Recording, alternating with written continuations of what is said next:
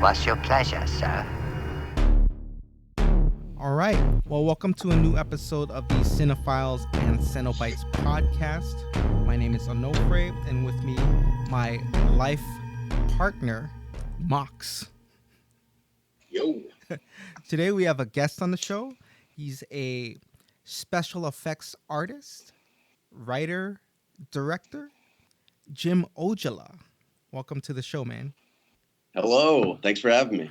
Thanks for taking time out of your day to speak with us about film and all that good stuff. Scuba diving. Yeah. Oh, yeah. We were just talking about that before we went on air. All right. He is a scuba diver, and scuba diving is awesome. Yes. It looks awesome. Let me clarify that. Yeah. Not a scuba diver myself. It sounds scary, too. So, Icebreaker, Jim, are you a Stranger Things fan? Oh, totally. Yeah? Oh, what'd you think of season 3? Wait, no spoilers though, guys. I didn't watch it yet. I know it's been out for a while. I haven't watched it yet. Oh, yeah, okay. season 3. Yeah. I just finished season 3, and yeah, it's like for anybody that thinks season 2 is kind of boring or whatever. Or, that was me. Me. That's why I'm taking so long. One note.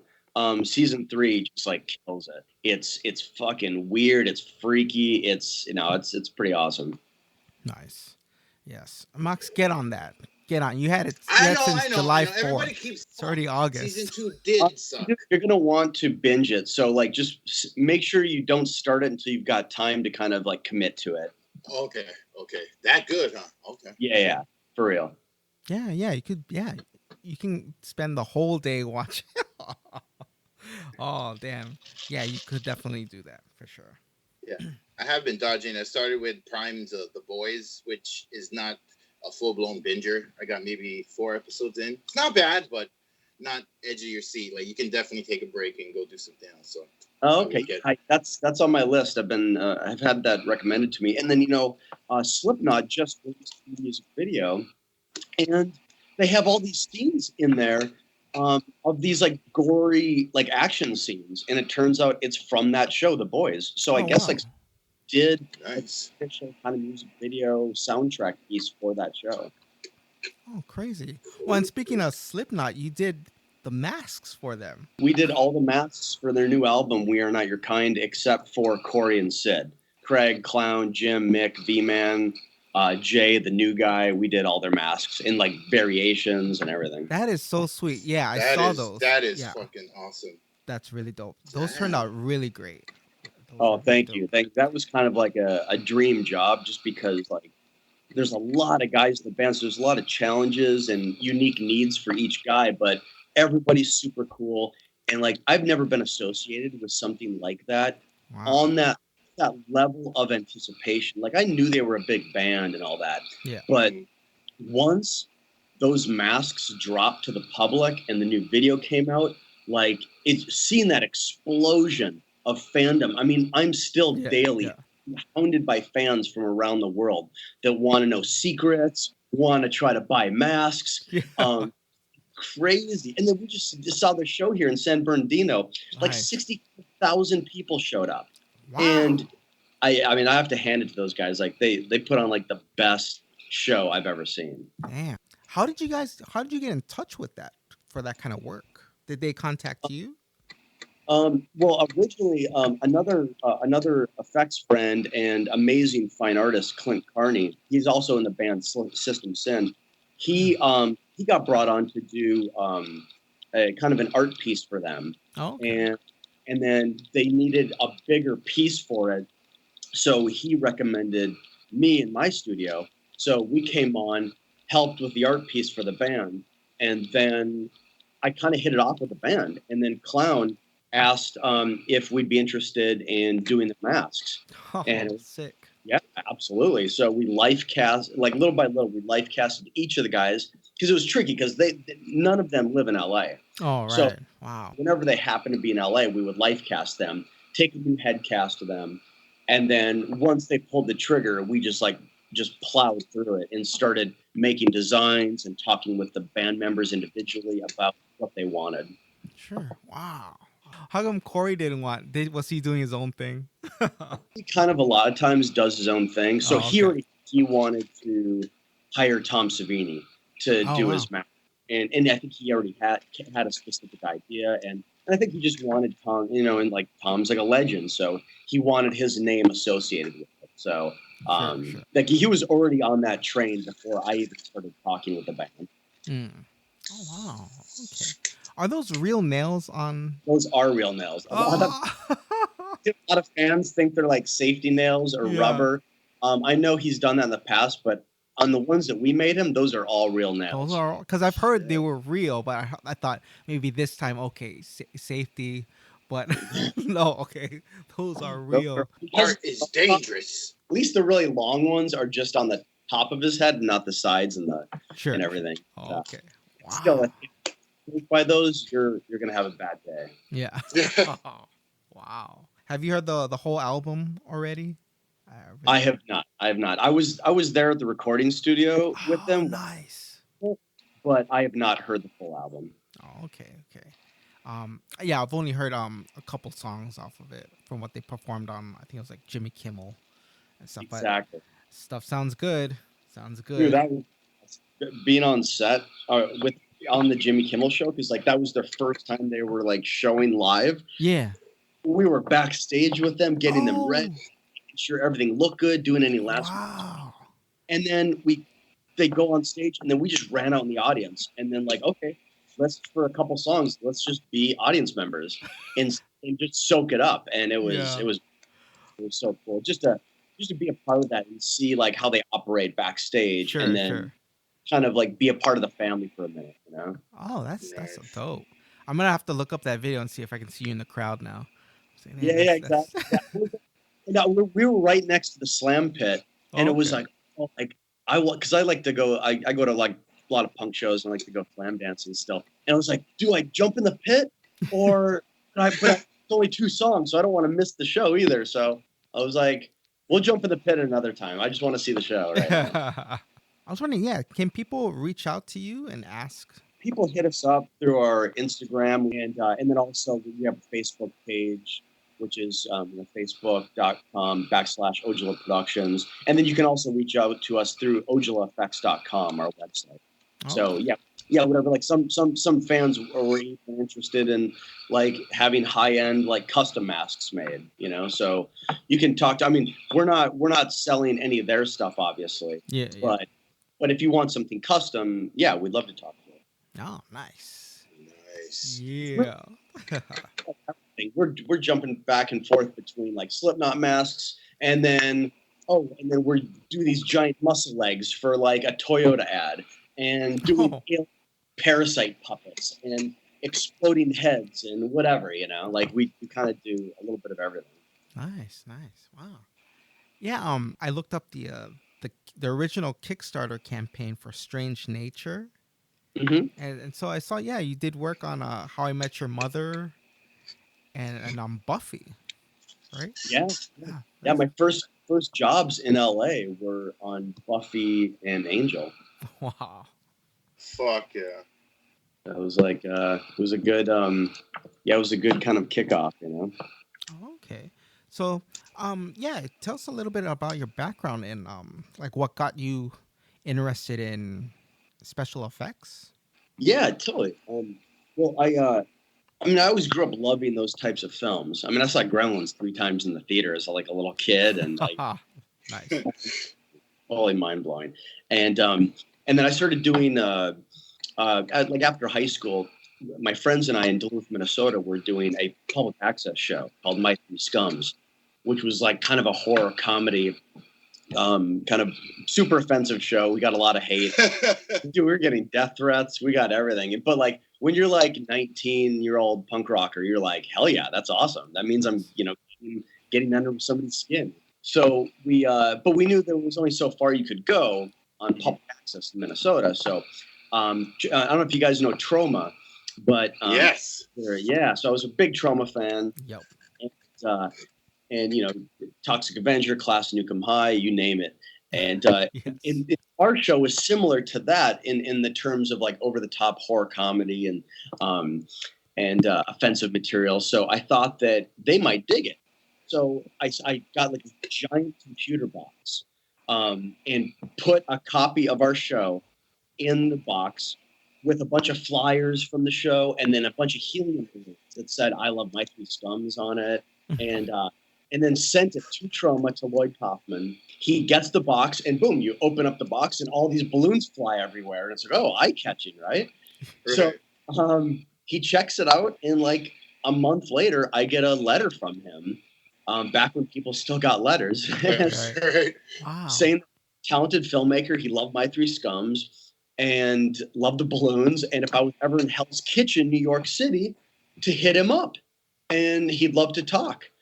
And I was like, holy crap, like this, see, like the movie industry and all that stuff, like that's not even planet Earth from where I come from. So not even a possibility. Like I'm filing medical record charts at a hospital at that time. And I'm a maintenance guy at night at a second job. So it's like, that's what I thought the rest of my life was going to be, like legit. And I would do my fun stuff on the weekends. So I instantly book a flight out to New York and I meet with Lloyd. We hit it off and he to intern on their next film, which is Citizen Toxic Avenger Part 4. And it was like, oh my, that's like the holy grail at that time. It was like, I couldn't believe it. So I head back to Minnesota, quit my job, cash out my savings, and I just like go for it. And I intern on Toxie, and basically at first I'm like in their office, like doing like product placement. I scored them free toilet paper, and then I was like, oh, is this making movies? Is that it? And then today there's an opening in the makeup and creature effects department in Brooklyn under Tim Considine, who's handling all the effects for the movie. So I was like, yeah, I totally want to do that. And I went over there, interned with him. So we kind of made all the effects together for the movie. And basically Tim took me under his wing and taught me everything. And before the movie was even over, he offered me like a full-time assisting position. And then from there, worked on a couple other features, worked a little bit on Saturday Night Live and some Broadway stuff. And then eventually that brought me out to LA. Oh, wow. What a story. That's because it's kind of like you see when you have an opportunity, and it's like a lot of times when you're pursuing something in the film industry, you're gonna just like bust ass for like forever. And in the meantime, you're gonna maybe be a waiter or a telemarketer or whatever. And I've had those moments where I've had to do that stuff too. But while I was pursuing filmmaking in my writing and directing, the effects side gave me a niche to kind of stay in the industry, you know, as the 9 to 5. That's a gamble right there. Yeah, it's all a gamble, but it's like, I mean, everything in life is a gamble. Yeah. It's like I used to hear people talk about how you should have a government job and how that's going to keep you secure. And then like, oh, what after 2008 and the big crash, all kinds of government people lost their jobs too. And it's like, no, everything security wise is all. I don't believe in any of it. I believe in you do what makes you happy, and the rest will come. Damn. Right? I mean, doing something you hate and then think it's secure, only to find out it's not secure, and you hated it the entire time. You're like, oh my God, I've been doing this shitty job all my life, and I just right. And it's and like, not even that worked. Yeah, exactly. Don't cash all your chips on anything. Wow. Did you happen to run into James Gunn while you were at Troma? I did. He came out on Fuck yeah. Citizen Toxic. This was still at this point in his career. I think he was about to write Scooby-Doo, Dawn of the Dead, all that stuff. Like he hadn't even quite done all that stuff. He was like kind of a rising star. He had already moved to LA and he was about to do a lot of that stuff. So he came out and did a cameo as it was this really crass, insensitive. He's supposed to be like Dr. Stephen Hawking explaining the interdimensional travel that's happening in Citizen Toxic, but he's Dr. Flem Hawking. Really offensive portrayal, but it's hilarious. And he gets and then we kill him in the movie too. Yeah. So you land in LA and you're starting the path toward writing and directing, did you start with shorts, or kind of how did that, the transition from special effects guy to writer director? Yeah, I kept doing shorts, and I was even in New York. I was doing shorts, and then constantly writing scripts, directing music videos, stuff like that, and then eventually, all the while, and then around 2003 is when I started writing the script for Strange Nature, and I knew okay, now I've built this this skill of creating makeup and creature effects. So that's something I can bring to the table, because when you're pitching a movie, there's so much of that, you better be bringing something unique to the table. And it was okay, well, I've got the fact that it's based on these real life events of wildlife deformities that's still unsolved, and I can bring makeup and creature effects to the table. I can do at my own cost. That's something that I can. So while we were trying to raise money and talk to producers, I would be building, and I would pull other effects friends in to start okay, let's start building the mutant wolves or the babies or whatever. And then when the time comes, that's another piece of work that's already done that we don't have to do. So yeah, all that was happening during the period. And then as you shoot more things and shorts and music videos, that's more stuff you have to show too, to show your skills. And but it's a long, hard road. It's like trying to get an independent film made. It's about the hardest thing you could ever do. Jeez. Now, the shorts and stuff that you were making, were you putting them on the festival circuit, or just kind of releasing them on the web, or what was? Yeah, there were festival circuits. In fact, this one that we did, and the Incredible Torture Trio, Troma distributed it, actually. We got into Troma Dance. They put it out and released it worldwide, basically. So that was cool. And then we also did this when we did Marvel Zombies. I don't know if you've seen Marvel Zombies before, the comic series. We did a fan film, Marvel Zombies, where a buddy and I, we were just doing Zombie Spider-Man and Zombie Hulk for Halloween one year. It's badass costumes for it. And then it was oh, look, why don't we shoot something? Let's shoot if they had the balls to make a Marvel Zombies movie, right. What would that trailer look like? So we basically took over an alleyway in North Hollywood, and we were climbing on people's roofs and putting lights up in the middle of the night. And it was nobody cared. It was great. So we shot this little 2-minute trailer and released it and instantly it blew up and went viral. Chris Hardwick had it on Attack of the Show on G4, said it was the number one thing on the internet that you had to see at that time. And it just flew up. And in less than 2 weeks, we had almost 1 million hits, and then the Marvel legal team reached out to me and shut it down and said that it was getting too much heat and they couldn't have it. That was a bummer, because who knows where that could have gone, The cool thing is the fans kept putting it up. So if you go on YouTube, you can see it now. A bunch of people have put it up, and we even did a retrospective on it and everything. So all those little things along the way help get a little bit of attention too. Would you say those shorts, do you think they help a lot in trying to finance your independent feature, or do they, do they directly make it a better chance of getting money for your feature, or it's the experience itself that is kind of the thing, or both, or what's your take on that?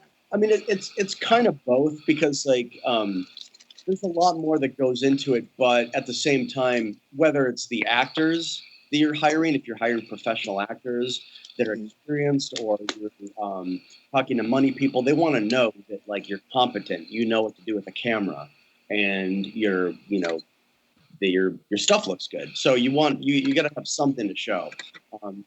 So all of that helps in that regard, and then a lot of it comes down straight up to just luck, timing. I mean, you're going to meet with a lot of just knuckleheads that don't get it. I met with this one producer that was oh, I dig it, but at the end, I think you should find out that the deformities are caused by aliens and all this shit. And I was wow, a totally different path. I don't even want to like continue this conversation, you know. And or you know, people want to go to like Bulgaria or Louisiana to shoot, and I was like, you know what? I'm from Minnesota. This is a Minnesota story. It's real. It's based on a real thing. I need to shoot at least in the Midwest, and so like I held out for that too, you know. And then, but you have so many false starts too. Like at one point, Right.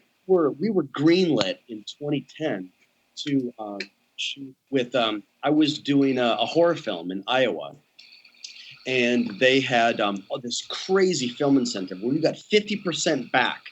You go there and you shoot a film. The state of Iowa gives you 50% of your money back, like 90 days later. That's it. You just provide the receipts, business expense, Jesus. anything. Crazy, right? That's awesome. Yeah. Well, all these movies started going there. So that's why I was there on a film doing effects on this horror film. And but one of the producers on this horror film really liked Strange Nature and pitched it to the other producers, and they greenlit it. And I was like, holy crap, like as we're finishing up this film, we're going directly into pre-production on Strange Nature and shooting it in Iowa. And there's enough areas there that could double for Minnesota. And maybe we'll shoot some second unit stuff in Minnesota as well. And I was like, oh my God, they had a great budget. It was like around $500,000. And it was just like, whoa, it was like, this is going to be amazing. The dream is coming true. And just as we're finishing up the horror film I'm working on, the governor of Iowa steps in. No, takes it away. The tax takes it away, finds out, does an investigation on the film board of Iowa, finds out it's completely corrupt. It's like scumbag producers or whatever are going to come out and let's say they're making a film there and they buy a Mercedes-Benz in Iowa and they it's a production. They claim it. 50% of what he paid for this supposed business expense. And he's greasing the palm of the film commissioner to take that as a legit expense. So everybody's greasing everybody and the taxpayers are getting hosed and they end up on the hook like something like over $3 million in BS expenses. Everything gets shut down and it all goes away. Oh, and it was, man. Oh, man. That close you could taste it over. And I was like, damn, we're back to the drawing board. But like, you know, you're never going to see something like that coming, you know? Right, right. So it's like if you want to go for this, you have to love it so much that you're just okay for a lifetime of heartbreak, you know, and just believing that it's eventually going to happen. But like, if you're not willing to put in 10, 15, maybe 20 years, then don't even bother, you know? Wow. That's a commitment, man. And then eventually, like, if you want to, like, you think about quitting at a certain point, but eventually you're so balls deep in it. Like, I've committed so much time and effort and just sweat equity and everything. Like, I can't quit. I have to make this now or I'm a total loser, you know? Right. Become pot committed. But I mean, you got it done though, right? I mean, a lot of people probably would have stopped, especially after that big one. I mean, I think I'd go into maybe a bender for a while, you know, it's for super there and then it's not. Yeah. I mean, luckily, like let's say if I didn't have any other marketable skill, I probably would have thrown in the towel. I mean, I don't know. But like, because it's not like all I did was sit and just try to do this one thing. Like, well, while I was doing that, I'm also working on like awesome projects and movies and work, you know, on the effects side of things, I'm constantly working. So like I might be doing that and then, oh, I have a heartbreak there, but I jump back and I'm working at Jim Henson's on Where the Wild Things Are. So it's like, that's dope. Or I'm working on Hellboy 2 or whatever. So that part of it is also very fulfilling. So you can kind of keep going while it helps you balance the exactly. Kind of allows balance and allows you to keep the bills paid and all that stuff. So the producers that you found in Iowa, they were just kind of done after that. They needed to move on. And they're done. Like they were basically scrambling to get there because now Iowa didn't want to pay anybody anything because they assumed everybody was corrupt. Yeah. So, man. They didn't even want to think about doing another movie. That ship was sailed at that point. So it was was literally back to the drawing board. So fast forward a couple of years, this thing Kickstarter happens, and it was like, oh, and then a short film for like a TV series that I wrote with another co-writer that we were pitching. We shot a pilot for it, raised a few bucks on Kickstarter, and it was successful. And it was like, oh, this is like a cool platform. So Is that the Harvest series? yes, exactly. Yep. Nice. So the we decided to give that a shot. You know, we got nothing to lose. So we did a Kickstarter platform. We tried to raise a bunch of money. We didn't raise all the money that we needed. And then I kind of realized like there's sort of rules to the game. Like if you're trying to make a feature, like we tried to like say raise like 85 grand or whatever the first time around. Right. Unless you have A-list actors or some major heat, never going to happen in a million years for you. Like that's unrealistic. Thank you for stating that, because I think that needs to be put out there, right? There's so many campaigns trying to get funded. You need something to distinguish, like how you were saying when you pitch to your investors, right? Some major heat, or you need like an A-list actor that's making cameos, or you need to be Spike Lee, or right. I mean, like the fact of the matter is people respond to celebrity, like straight up. And if you don't have that, like you're probably done, or you better have some amazing like viral thing happening. Otherwise, it doesn't happen. It's like the statistics are something crazy like 90% of Kickstarter projects don't get funded, and of those 10%. Mm-hmm. That do get funded, 90% of them are only trying to raise 10 grand or less. So wow. If you try to go in there guns blazing like I did, raise 85 grand just being a dude with an idea, and I got some eye candy to show, forget it. Not happening. So we don't make our goal. I lick my wounds, and it's like, you know what? We learned some shit. I'm going right back at it. So we immediately launched again, and we were trying to raise like 45 grand. Okay, that might be more realistic. And then the other thing a lot of people that do these campaigns don't understand is that you got to work. You got to work nonstop at it. I see people that launch this shit and then they sit and wait for the money to roll in. And you can't even have a job while you're campaigning. I was around the clock 24/7, like from early morning till late at night, constantly hitting up every website, every person I've ever known in my life, every blog, every Twitter website. I mean, anybody that has to do with indie film or horror films, hitting them to try to promote it, trying to turn them onto it, environmental sites, anything. And that's what it takes. And we were successful this time around. But like, I had to work constantly at it, and I had a team of people that were helping me too. So it's like you can't just like you can't half-ass it at all. Yeah. Well, so what made you choose Kickstarter over, like, let's say Indiegogo?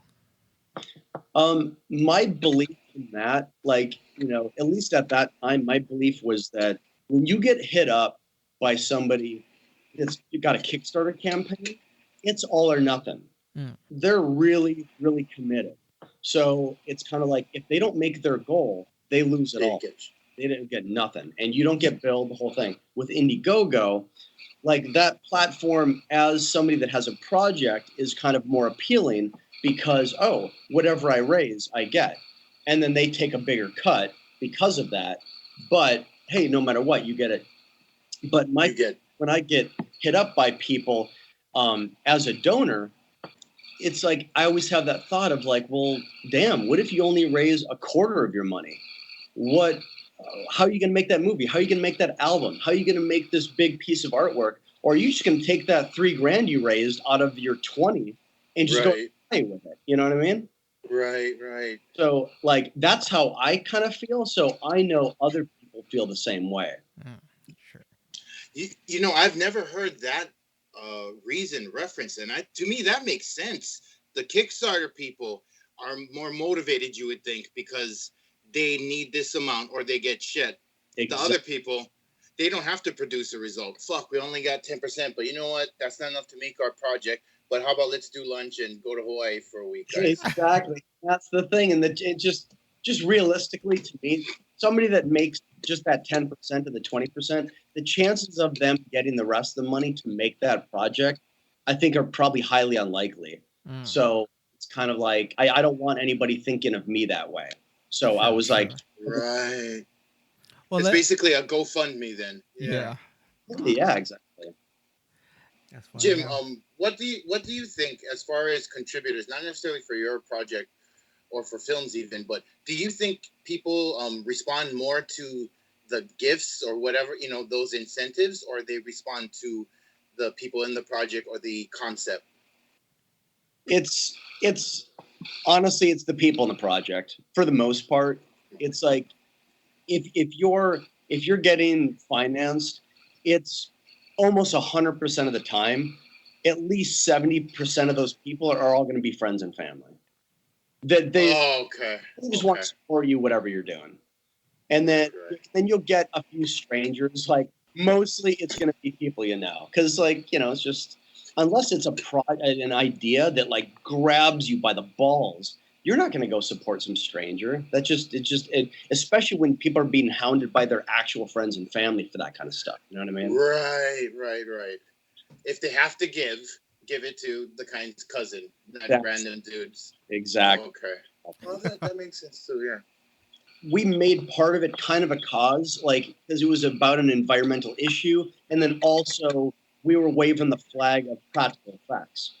Because that is a big thing for it, especially all about practical effects. So it's like if you want to support those causes, jump on board. So like having those little flags to wave also helped us.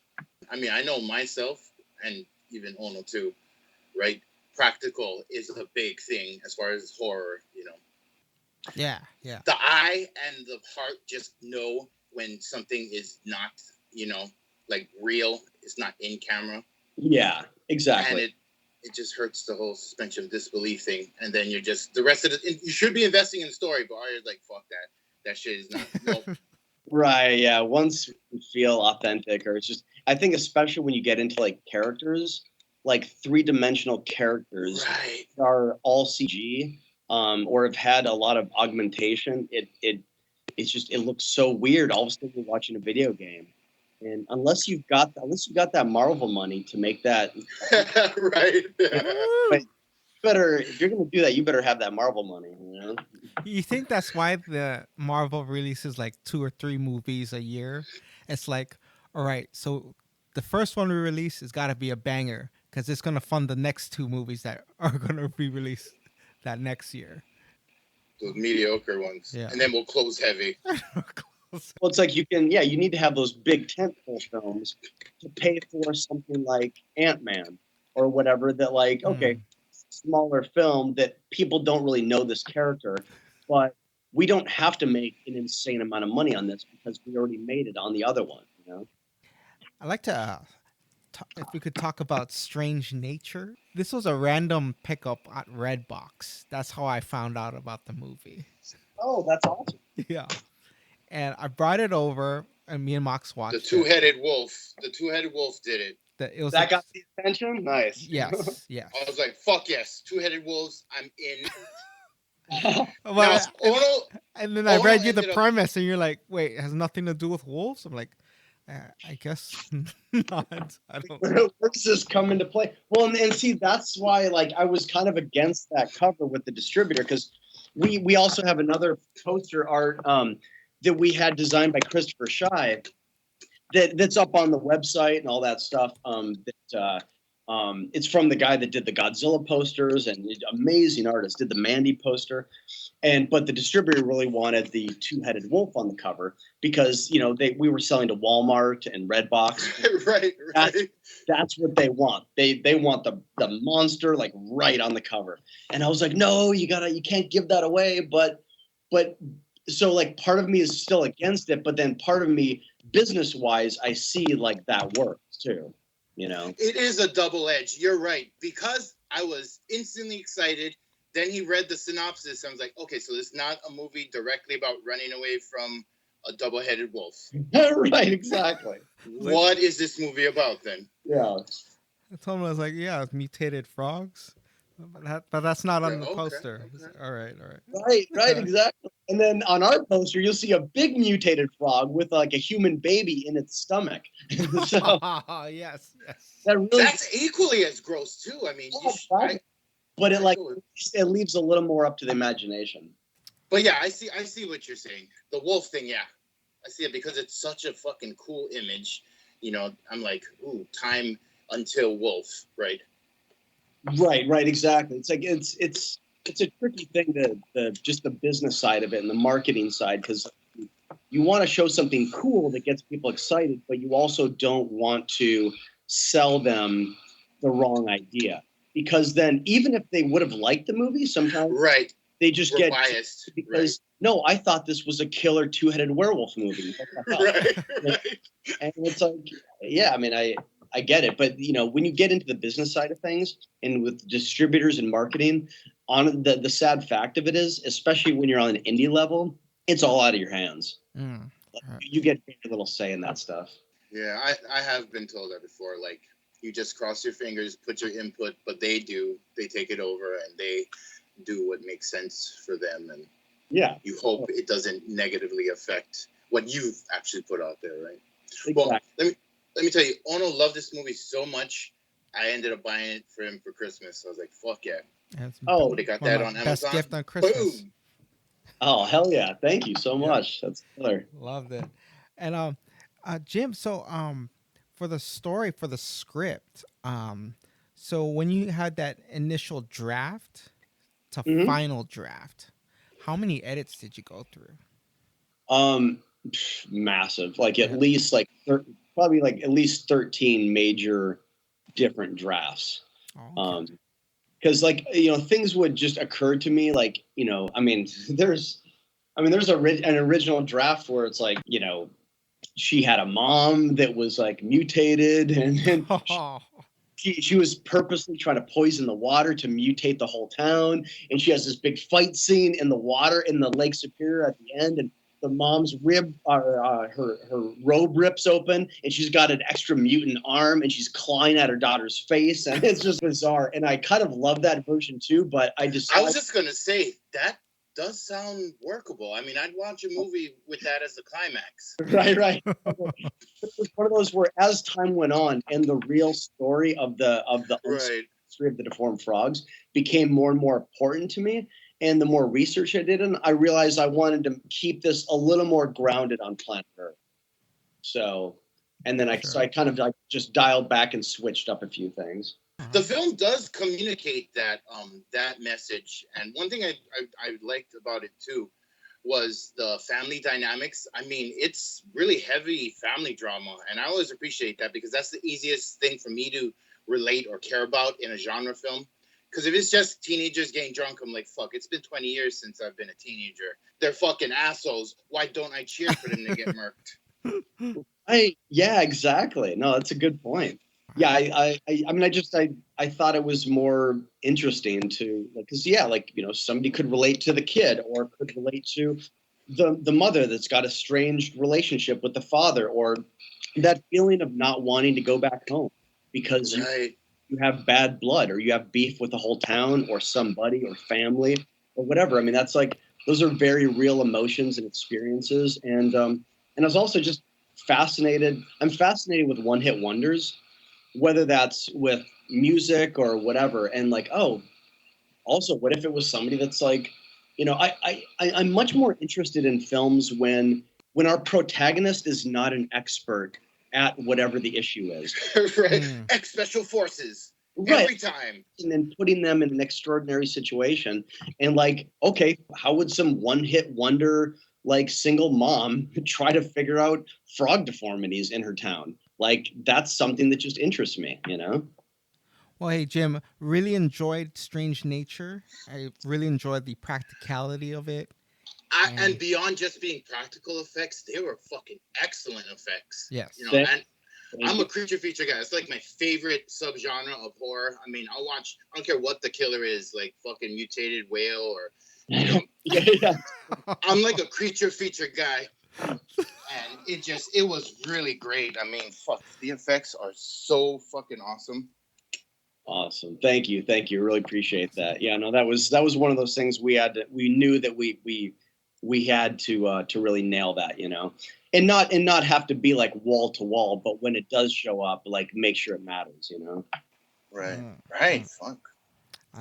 yeah. Because like when I was like making the film, like I don't have a lot to like. I've been doing effects for almost 20 years now. I don't have a lot I have to prove in that regard, but it was like, this is my first feature. The challenge was, can I tell a good story with solid characters and get great performances? Like, that's what I felt like I had to prove.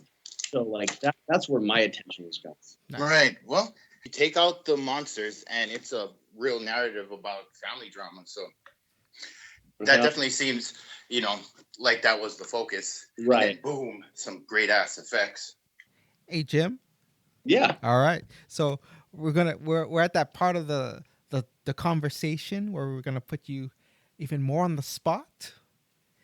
Can we get a list, the top 6 most favorite films of all time?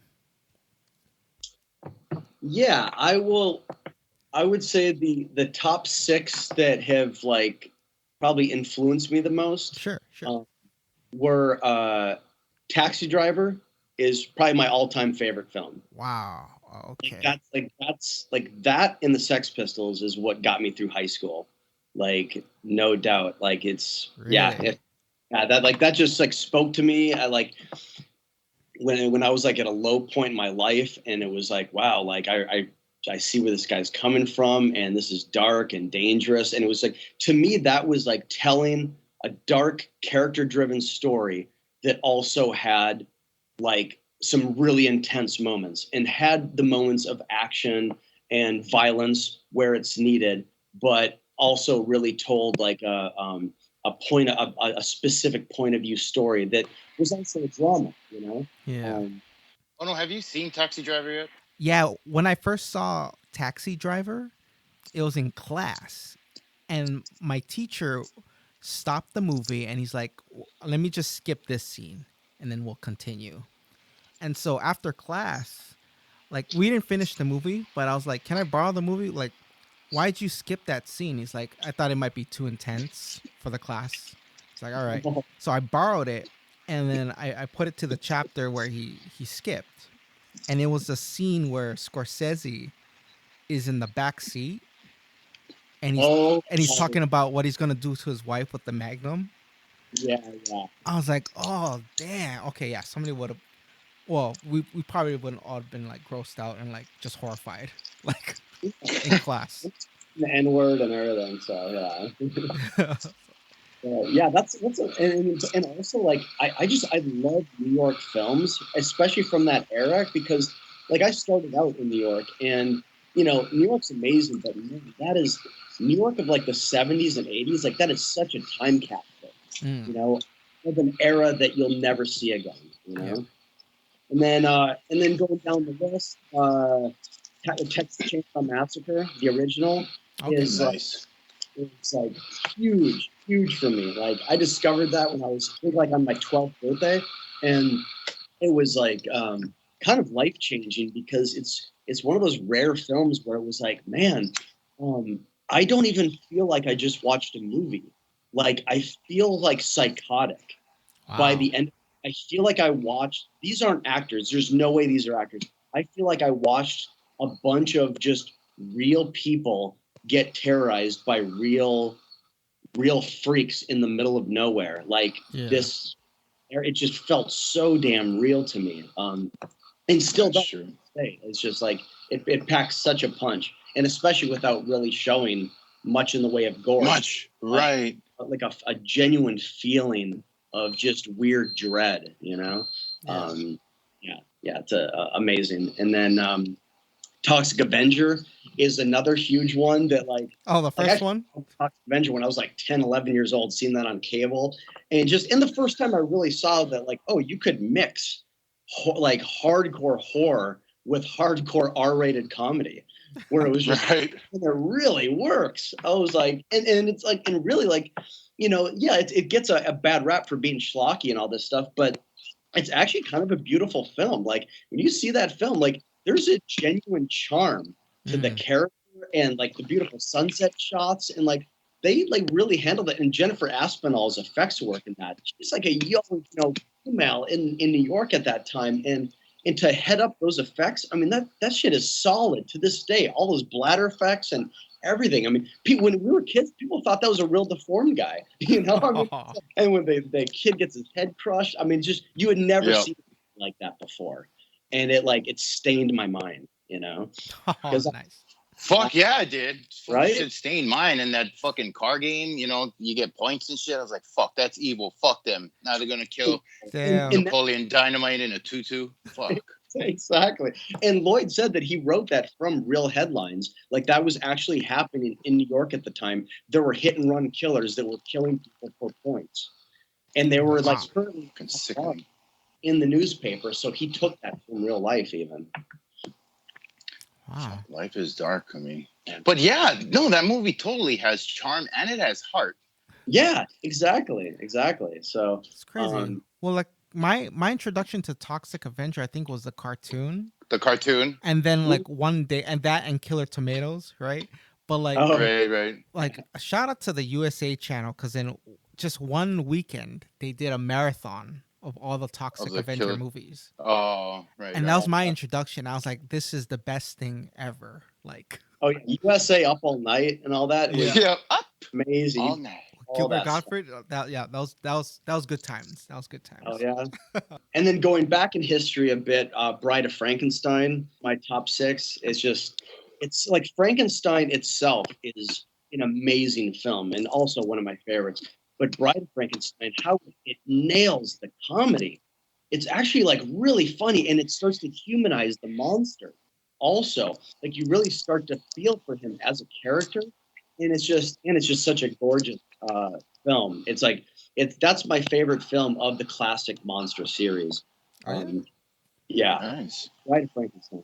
It's such an amazing film, and like really heartbreaking too. At the end, when like after this big buildup, and then he gets rejected, and then we just all die because we don't even belong alive. It's just like that's really heavy shit.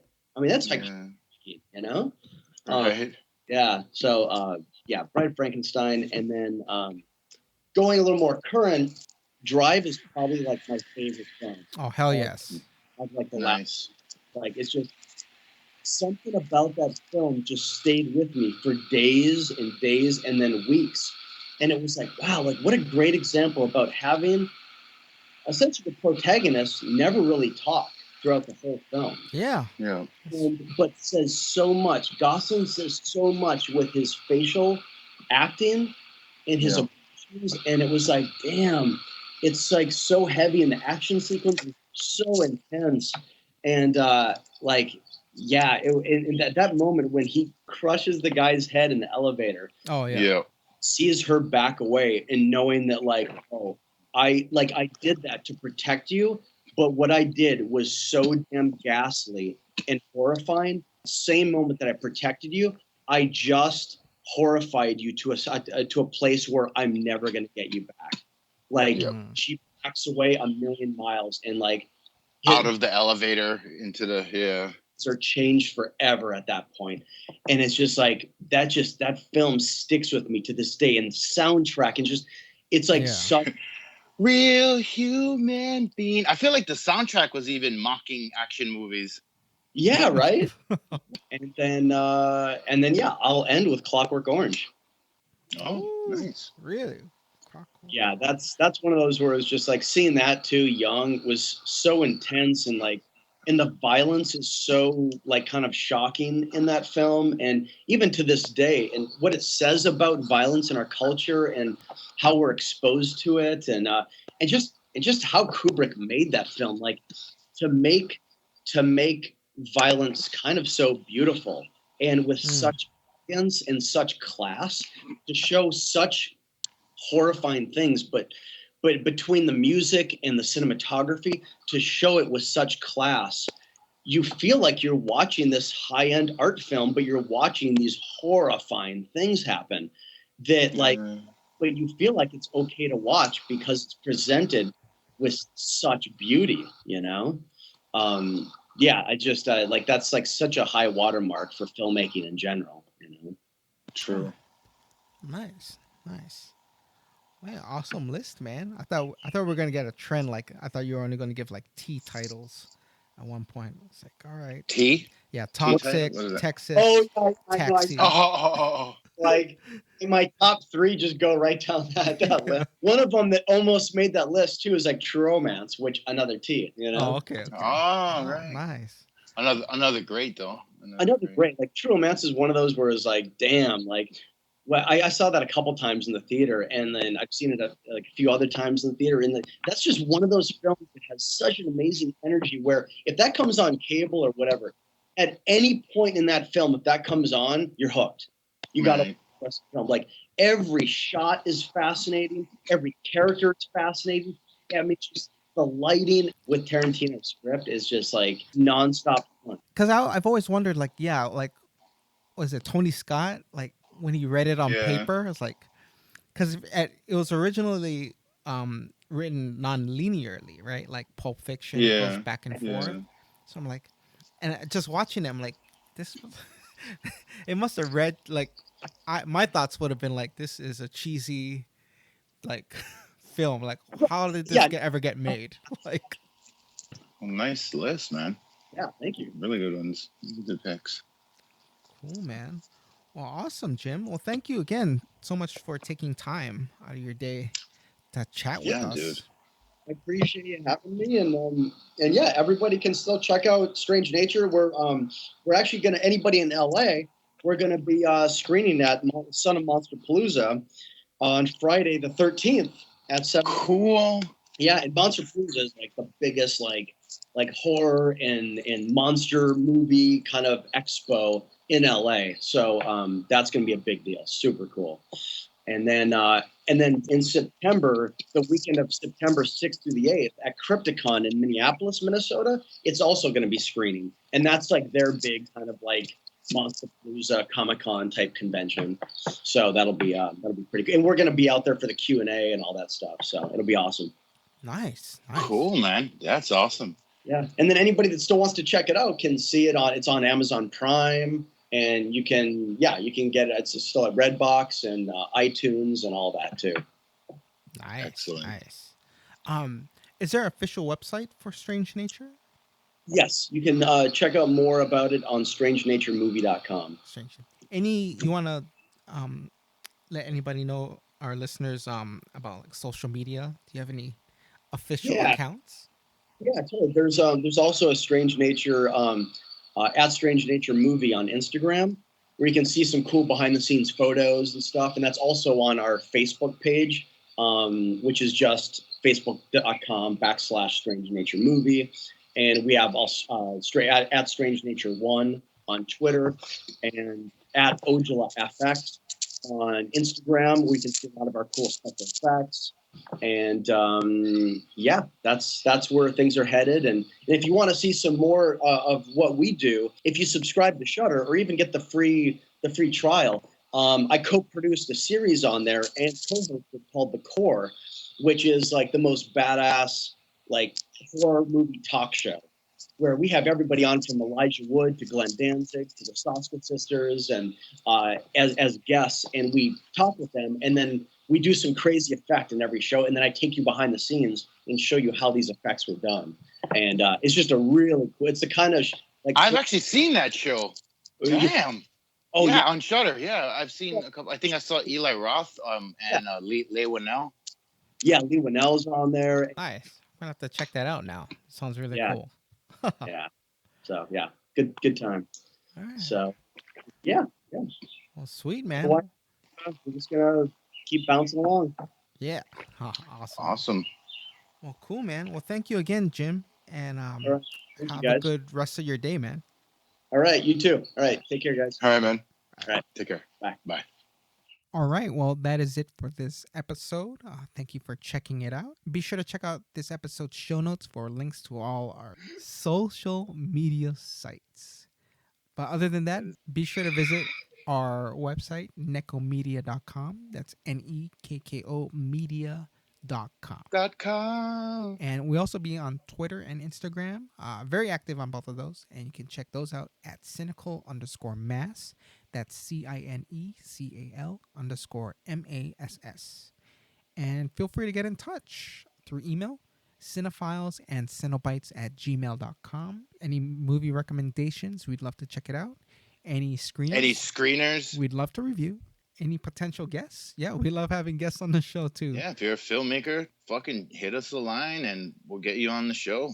Ask you your top 6 movies and what it's like to be an artist like you. Oh, yes. And any fellow cinephiles and cenobites, you are welcome. Yes. Any place that they can hit you up, Marks?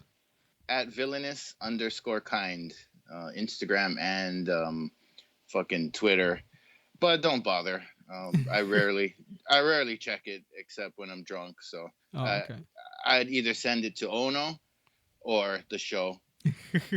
Yeah, you can check me out on Twitter at thisisono. That's this is OHNO. Same goes for Instagram. Oh no. Yup. All right. Well, thank you again. Take it away, Annika. This has been a Nekko Media podcast broadcasting from the Blood Cave, part of the /Potter family. For myself, Annika Pussyfoot, Mox, and Ono, keep the lights on and check under that bed because there's only one universal truth. No lives matter. That means you. Stay rating, Wokeland. We have candy.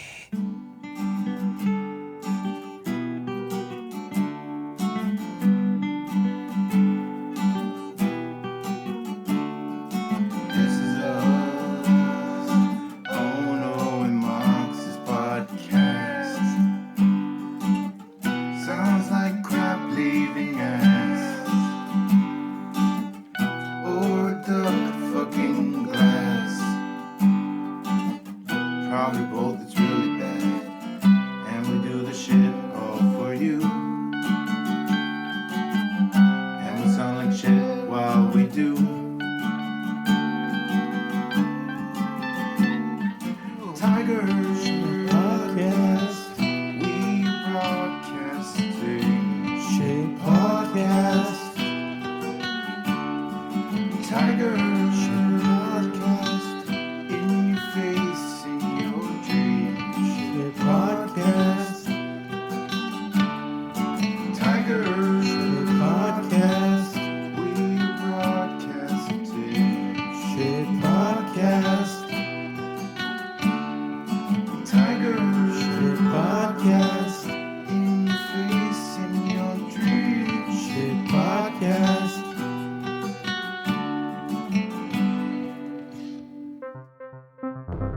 This is a Nekko Media podcast.